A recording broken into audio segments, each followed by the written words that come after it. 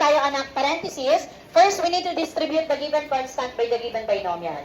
Okay, so this will become 3 times negative 2x. What is the sign of 6? Very good. Negative 6x. Next, we have 3 times positive 8. Okay, positive 24. Is less than or equal to, same thing po ito, negative 5 times x. Okay, negative 5x.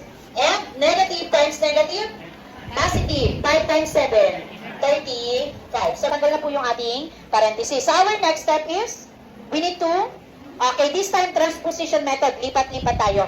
We need to combine similar terms. So, based on the given, what are similar terms? Okay, negative 6x and okay, negative 5x. So, what we're going to do? We need to transpose what? Negative 5. So, pagsasamahin natin yan. Okay, so yung term na may variable, so meaning we need to transpose negative 5x going to the left. Kailangan magkasama sila kasi similar terms yan.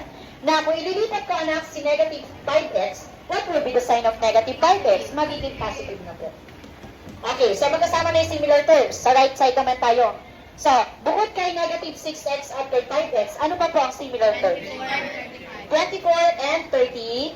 Si 35 po ba ay nasa tamang position? Nasa right side? Yes, so meaning, bring down na lang po yan. Then what we're going to do? Transpose 24. So, si 24 dito ay positive. Pag nilipat ko, magiging negative na po. Then after that, na-combine na natin yung similar terms. Our next step is to simplify. What is the sign of 6 here? Negative. And 5 is positive. Same unlike. Add or subtract. Okay, very good. 6 minus 5. 1. What is the sign of 1?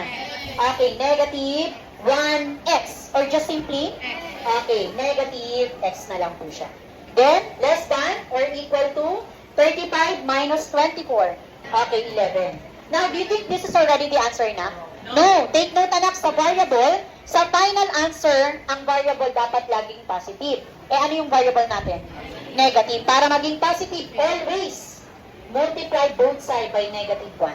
O kaya naman, divide both side by negative 1. Kailangan maging positive po yung variable natin.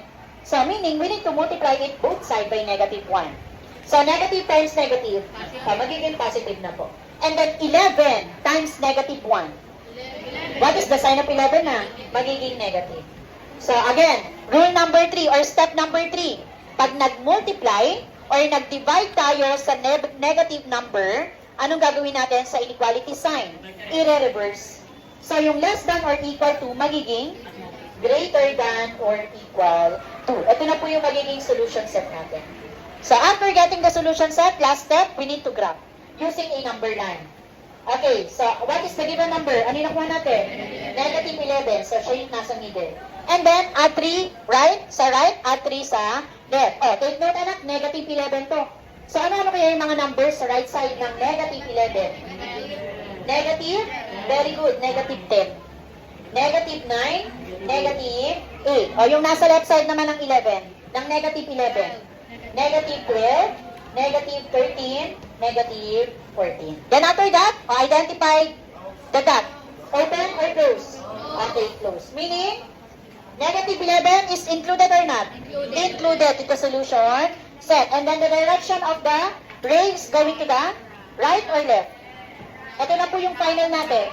Going to the right. So therefore, this is the graph of the given linear inequality in one variable. So